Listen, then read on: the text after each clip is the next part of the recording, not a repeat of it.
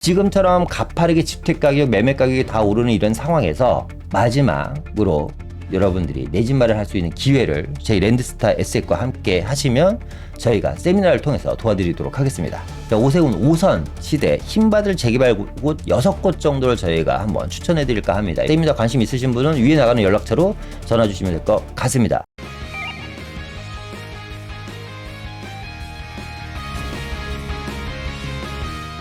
시청자 여러분 안녕하십니까. 부동산 경제학의 황현입니다. 자, 얼마 전에요. 이재명 대통령이 취임 1주년 기자회견을 했습니다. 그래서 자, 이런 얘기를 했습니다. 부동산 가격 상승 압력 잘 막았다고 생각한다. 그리고 전세 소멸은 정상화되는 과정이다.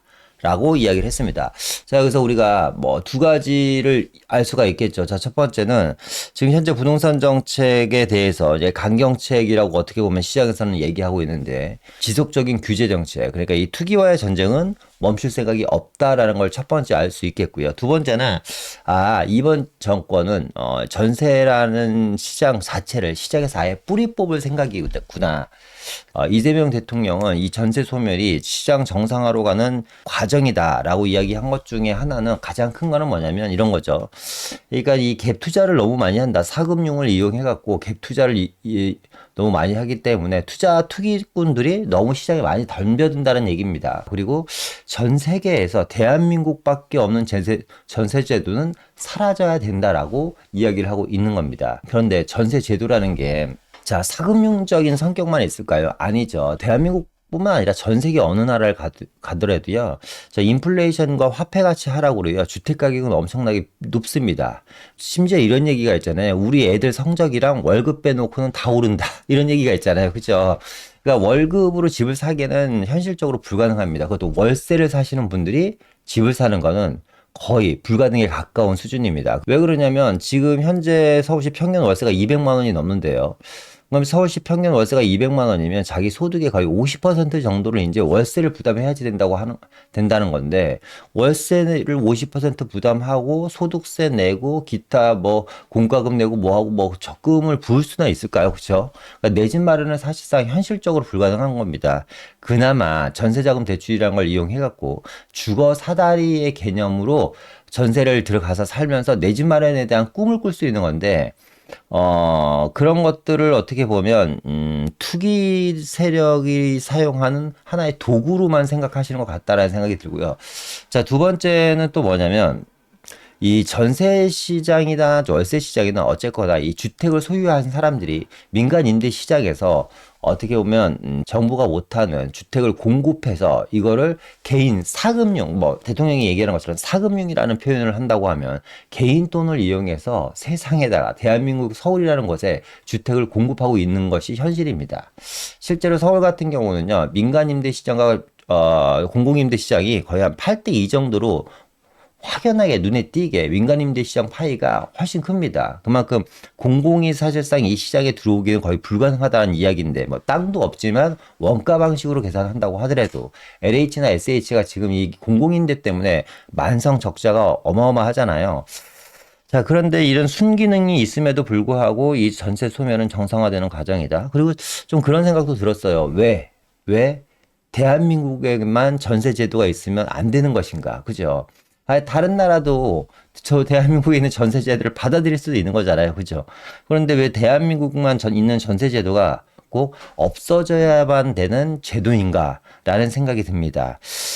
대통령은 생각하기에 어쨌거나 참 잘하고 있다라고 생각하시는 것 같고, 또 이제 이런 얘기가 나왔습니다. 부동산 정책에 대한 변화는 없다. 앞으로 투기와의 전쟁은 계속 될 거고, 자, 이제 선거 끝났으니까 우리는 7월 달에 보유세 인상을 준비하고 있다는 겁니다. 이 보유세라는 게 재산세랑 종부세인데, 뭐 재산세는 손볼 필요는 없을 것 같고, 종부세에 대한 이야기를 하는 것 같습니다. 60%에서 100% 정도 되는 공정시작가액과 주택 공시지가 인상, 그리고 세율 인상, 뭐 여러 가지들이 논의되고 있는데, 다주택자들에 대해서는 엄중하게 이제 세금을 많이 부과하겠다는 거고, 이제 다주택자 세금이 다 정리되고 나면 이제 1주택자에 대한 세금을 정리하겠죠. 그러니까 어쨌거나 이 모든 것들은 그동안 우리가 고가주택이라고 이야기하는 30억대 이상의 주택 시장에만 적용되던 것이 이제는 중서민 시장까지 보유세에 대한 공격의 칼날은 들어올 것 같습니다. 왜 그러냐면 지금 서울시 평균 주택 가격이 아파트 가격이 평균 15억 정도라고 합니다. 그럼 공시가격 현실화율과 공정시작가액 비율을 인상을 시켜버리면 서울에 있는 거의 대부분의 아파트들은 종부세에 대한 폭탄을 맞게 됩니다. 글쎄 이게 과연 누구를 위한 건지. 물론 이제 세금을 걷어야 되는 이유는 너무 여러 가지 이유로 많죠. 일단 대한민국 정부 곳간이 비어 있습니다. 다들 아시겠지만 올 초부터 각종 재난지원금이라든가 기타 명목으로 수십조 원에 대한 수십조 원입니다. 그죠? 엄청난 거죠. 거의 제가 알기로는 70조 원 정도가 되는 돈이 알고 있는데 70조 원이나 되는 돈을 민생지원금이란 이름으로 어떻게 보면 세상에 뿌렸습니다. 그러다 보니까 사실상 곳간도 비어있는 데다가 뭐 부동산을 잡겠다는 여러 가지 이유로 세제 인상에 대한 이야기를 강력하게 어필하고 있습니다. 이 종부세 인상 같은 경우는 아시겠지만 뭐 국회 동의가 필요 없습니다. 대통령 시행령으로 바로 할 수 있는 거기 때문에 바로 진행될 수도 있다라고 생각이 듭니다. 글쎄 여러분들의 생각은 어떤지, 대통령이 이야기하는 것처럼 부동산 가격 상승 압력 잘 막았다고 생각하는지, 자 전세 소멸은 진짜 정상적인 건지 여러분들의 생각, 그리고 보유세 인상 과연 시장에 긍정적인 시그널을 보낼 수 있을 것인지, 정부가 생각하는 것처럼 많은 세금을 부과하면 시장에 있는 많은 매물이 유통 매물로 나올 거라고 생각하는데 실질적으로 우리가 필요한 건 뭐예요? 신규 매물 공급인 거잖아요. 근데 신규 매물 공급은 뒷전이고 유통 매물만 계속해서 공급하려고 하는 정부의 주택 공급 정책. 여러분들의 생각은 어떤지 여러분들의 생각 댓글로 한번 남겨주시기 바라겠습니다. 그런데 시장은요, 이재명 대통령의 생각과 다르게 움직이고 있습니다. 자, 이재명 대통령 1년 기간 동안 무려 집값이 14% 상승했습니다. 노무현 대통령도 문재인 대통령도 모두 제쳤다는 이야기입니다. 자, 취임 1년 후 서울 아파트 가격 누적 상승률을 한번 보면요. 지금 이재명 대통령 상승률이 14.47%입니다. 이 수치가 얼마나 높은 수치냐면요. 1986년도 통계 작성 이후에 최고치라고 합니다. 역대 최고치의 상승률을 이재명 정권 하에서 지금 집값 상승이 나타나고 있습니다. 근데 이런 얘기도 해서 하셨잖아요. 내가 정부에서 이 정도로 시장에 개입 안 했으면 지금보다 더 많이 올랐을 거라고 이야기하는데, 글쎄 저는 정부가 개입을 안 했으면 이 정도까지는 오르지 않았을 거라고 생각이 듭니다. 여러분들의 생각은 어떤지 역시 댓글로 여러분들의 의견을 한번 남겨주시고, 취임 1년 후 서울 아파트 누적 전세 상승률입니다. 이번에 전세 가격을 한번 보면요. 역시 전세 가격도 마찬가지입니다. 이재명 대통령이 6.77%로 엄청나게 많은 상승을 보였는데, 물론 이재명 대통령보다 더 많은 전세 가격 상승을 보여준 대통령이 있죠. 박근혜 대통령입니다. 근데 박근혜 대통령과 이재명 대통령은 약간 다른 점이 있어요. 왜냐면 박근혜 대통령이 취임하면서 이때 뭐가 있었냐면 금융 사태가 터졌습니다. 전 세계적인 금융 사태가 터지면서 집값이 곤두박질 칠 때입니다. 보시는 것처럼 박근혜 대통령 때 집값이 추락을 했죠. 그죠? 그러니까 집값이 떨어지면 사람들이 집을 살까요? 안 살까요? 당연히 안 삽니다. 그러니까 원래는 전세 가격 상승이라는 것은 주택 가격 하락 시장에서 전세 가격 상승률이 나타나는데, 지금은 전세도 오르고 매물도 오르고 월세도 오르는 사실상 다중적인 상승 구조입니다. 그러니까 금융위기로 인해서 금리도 올라가고 주택 가격도 폭락하고 PF 사태 여러 가지로 인해서 도산과 여러 가지 어려움들이 있잖아요. 그러니까 많은 사람들이 주택 구입을 꺼려 했습니다. 그러면서 수요들이 이 주택 을 구입하려고 했던 수요들이 다 전세 시장으로 들어오면서 전세 가격 상승이 이제 이루어진 거거든요. 그러니까 이재명 대통령의 전세 가격 누적 상승률과 박근혜 대통령의 누적 상승률은 과거와는 많이 다르다. 자, 이번에 월세 누적 상승률을 보겠습니다. 월세 누적 상승률을 보더라도 문재인과 윤석열, 이재명 들어오면서 전 월세 상승률이 역대 최고치를 갱신하고 있습니다. 지금 보시는 것처럼 지금 물량도 없지만 가격은 천정부지로 오르고 있다. 이런 전세 가격이 누적 상승률이 어마어마한데도 전세가 소멸되는 것이 지금 정당한 건지, 전세가 없어지면서 월세화가 진행되고 월세화가 되면서 청년들의 삶이 팍팍해지고 사실상 이 생존을 위한 주거 전쟁터로 바뀌는 이 서울 부동산 시장입니다, 지금. 자, 이런 것이 지금 정상화로 가고 있는 바른 길인지에 대한 의문을 저는 좀 하게 됩니다. 자, 그러면서 양극화도 뭐 어마어마하게 됐습니다. 이 정책의 타겟이었던 서울 집값에 대한 규제가 이 미친 양극화를 불러보고 있습니다. 자, 취임 후 1년간 전국 아파트값 5분위 배율 변화입니다. 이제 이게 뭐냐면 상위 20%의 평균을 하위 20% 평균 가격으로 나눈 겁니다. 쉽게 이야기해 드리겠습니다. 자, 박근혜 정부 때는요.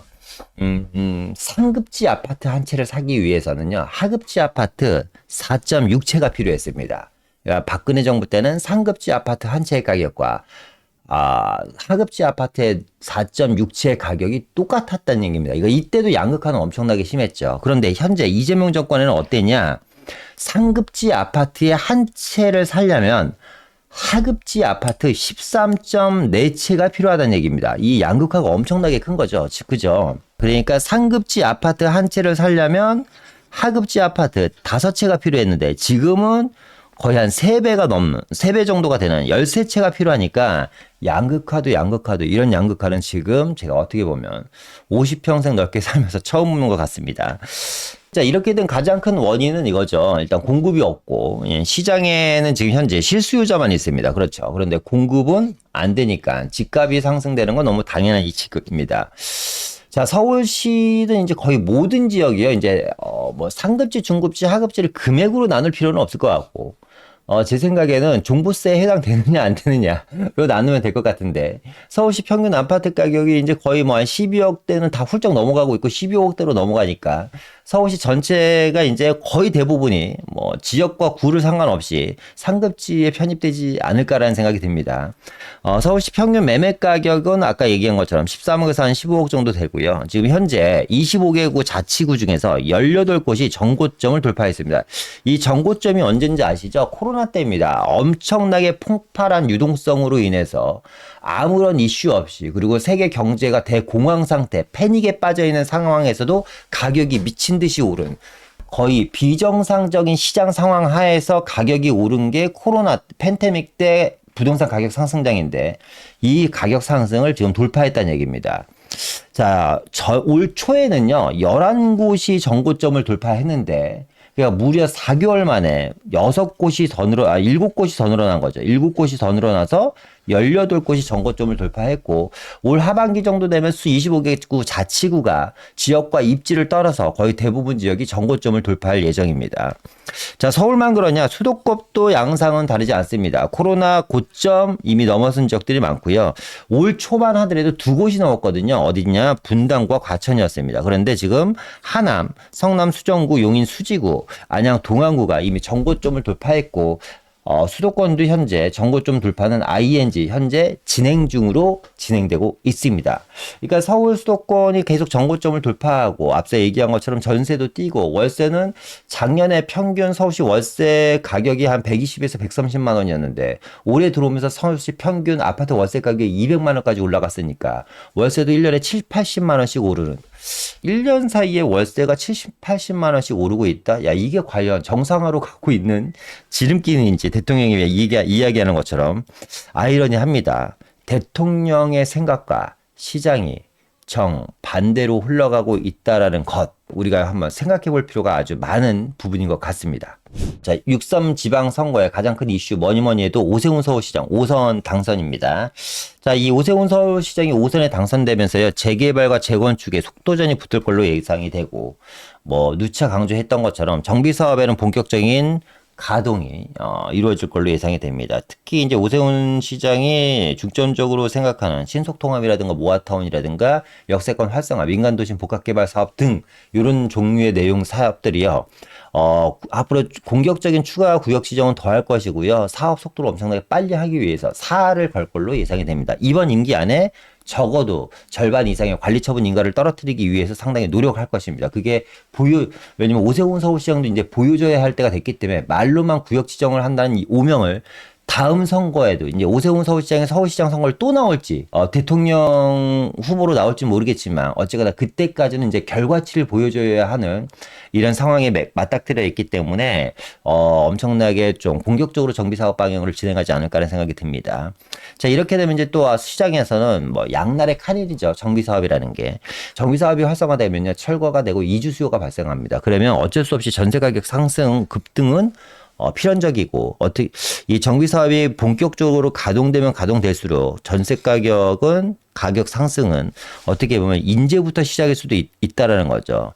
자, 그러면 멸실 수요 대비 공급량이 얼마나 빨리 이루어지느냐의 문제인데, 이게 순차적으로 제대로 이루어지려면 10년 이상 좀 걸리지 않을까. 그럼 앞으로 10년에서 15년 동안은 매매, 임대 모두 매물 부족 사태가 상당히 심각해지지 않을까라는 생각이 듭니다. 그래서 어쩌면 이런 시장 상황이 기회와 불안이 공존하는 시장이지 않을까. 어떤 분에게는요, 엄청난 기회가 될 것입니다. 그리고 어떤 분한테는 불안한 시장이 될 것입니다. 앞으로 10년에서 15년간요. 여러분은 지금의 이런 시장 상황, 기회로 만드시고 싶으십니까? 아니면 불안하게 지내고 싶으십니까? 예고된 위험과 예측된 위험은요, 더 이상 공포도 아닙니다. 그리고 리스크도 아닙니다.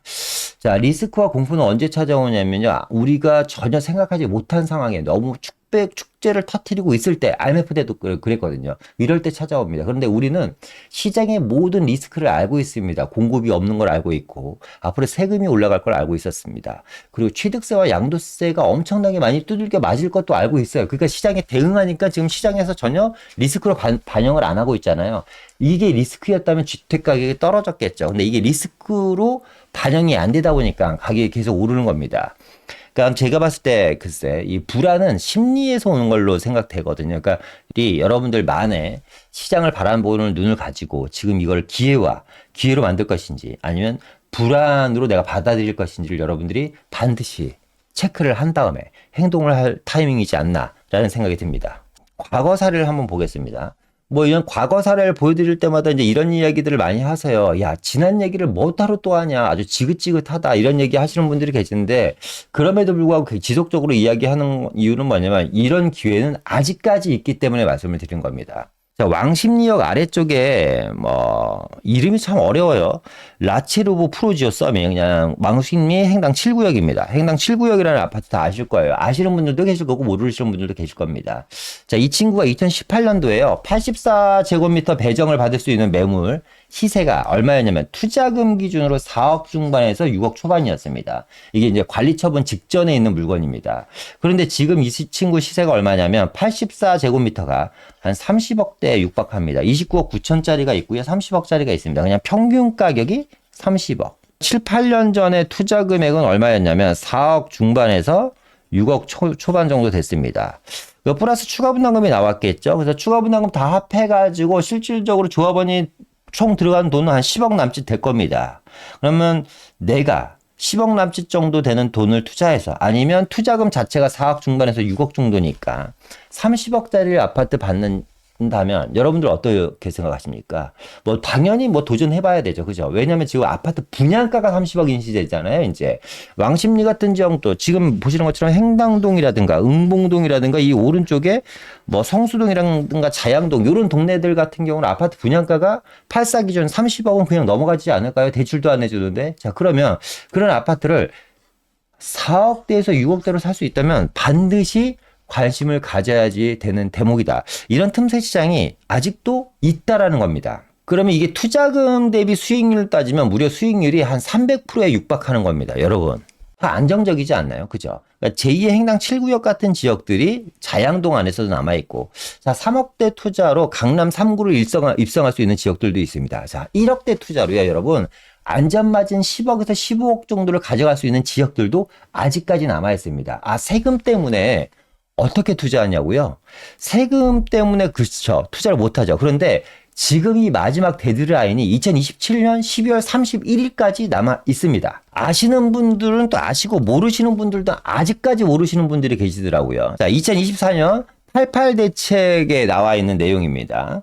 자, 이 첫 번째 조건은 2024년 1월 10일부터 2027년 12월 31일까지 준공된 비아파트니까 아파트는 안 되고 빌라를 얘기하는 겁니다. 빌라 중에 최초로 분양받는 빌라를 사게 되면 단 60제곱미터 이하 6억 이하를 사게 되면요. 취득세 중과 없고요. 종합부동산세는 앞서 얘기한 것처럼 이번에 7월달 세제 개편이 되면 기본적으로 2배에서 4배까지 인상이 됩니다. 그리고 양도세는 1주택자 같은 경우는 72%, 3주택자 같은 경우는 82%니까 2주택자 같은 경우는.